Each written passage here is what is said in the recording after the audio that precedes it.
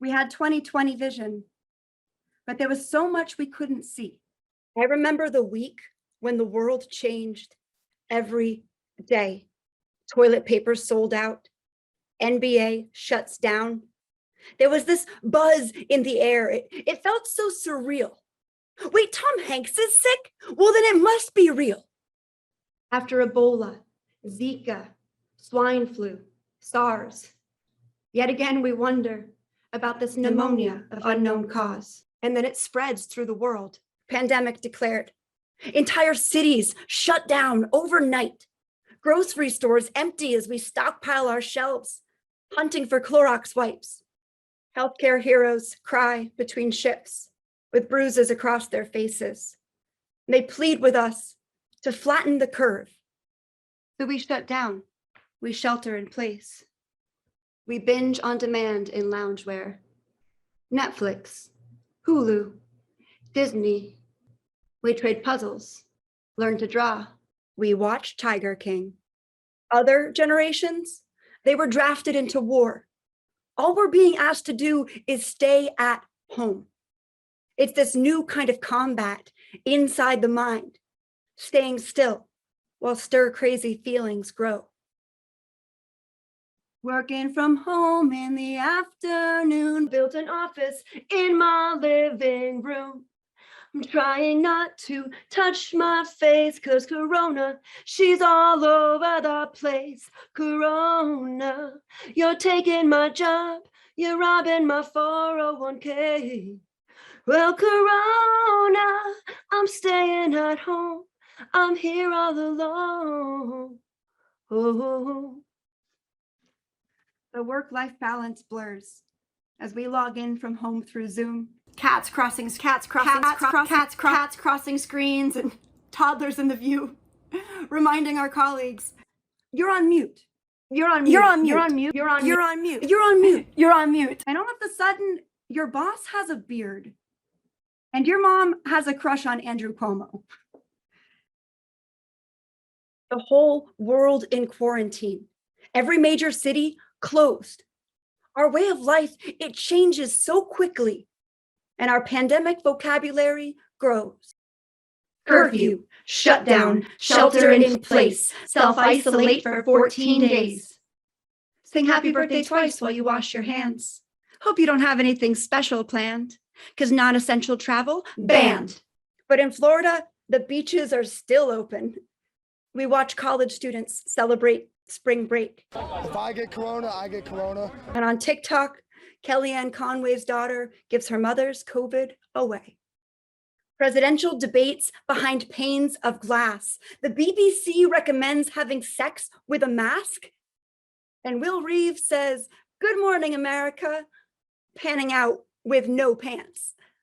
A Texas lawyer pleads, "I am not a cat." And the White House meets with the MyPillow guy.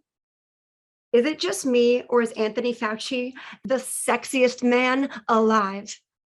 Infection rates keep climbing, yet the Dow Jones is surging. Murder hornets swarming, and California is burning. Donald Trump says, slow the testing down, please. Well, we don't want the cure to be worse than the disease. We go from RBG to ACB, Rose Garden super spreader, and now the president is at Walter Reed. So many questions. Is it airborne? Contagious? Can you get reinfected? Herd immunity, drive-through testing.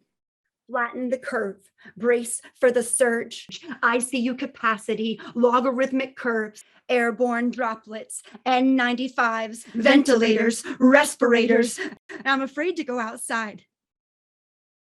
And I'm worried about my parents. You remember, it was so hard to get a test, yet we're being tested every day. But we adapt to this quarantine culture, and a new way of life takes shape. Handshakes shift to elbow bumps, nasal swabs, rubber gloves. Don't touch your face. It's harder than you think. We learn about social distancing and asymptomatic spread. We learn to open doors with elbows, push elevator buttons with knuckles. We make our own sanitizer from scratch with Everclear and aloe. We even bake sourdough. We run errands for high-risk neighbors. We vote by mail. We form a pod. We fight the quarantine 15 with a new home exercise bike. We play Animal Crossing. We decontaminate delivered groceries. We take the free happiness class at Yale. Even the Supreme Court moves online with a toilet flush heard around the world. And then bracing for that long pandemic winter.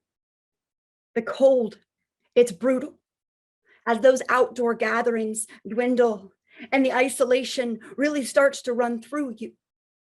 Families struggling in small spaces, marriages strained, kids learning from home with no study space, separated from their friends, with all emotions masked on faces.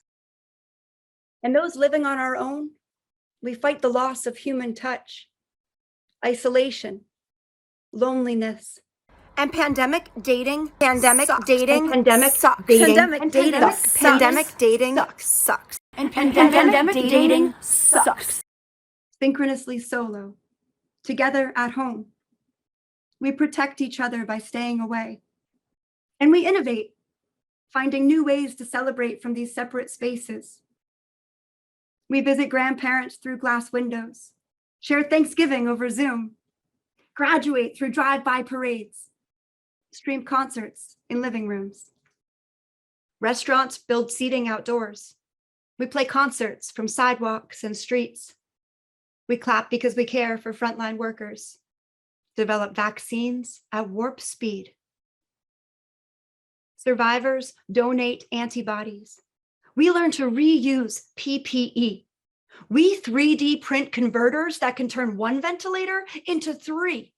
And when the N95s couldn't meet the demand, volunteers sew millions of face masks by hand. We've made so many advances. In the end, it feels so close, like we'll have a chance to start over again. But so much has been lost that we'll never get back. And the empty space, it stings like rain. So many different types of loss.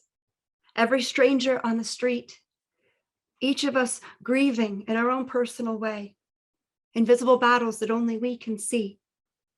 Small business dreams crushed as decades disappear. And they plead for one more chance to thrive. Meanwhile, those with high-risk partners, well, they would shut down the whole world just to keep them alive. Others worry about freedom of choice. But see, your breath, it touches other people's skin. And my freedom to swing my fists, well, it ends where your nose begins. Because public health is shared.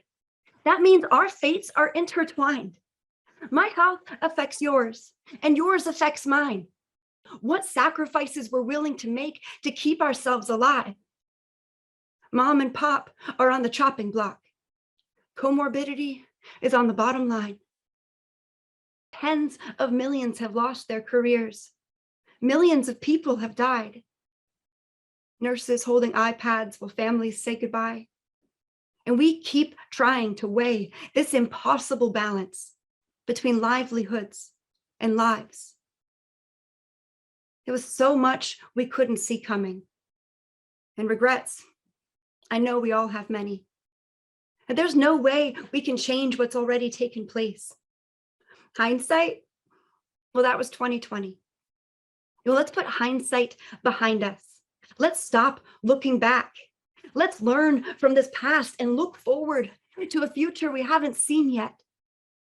And so let's all dig in a little bit deeper as we fight through this pandemic fatigue. And then let's work together and create a future where everyone can breathe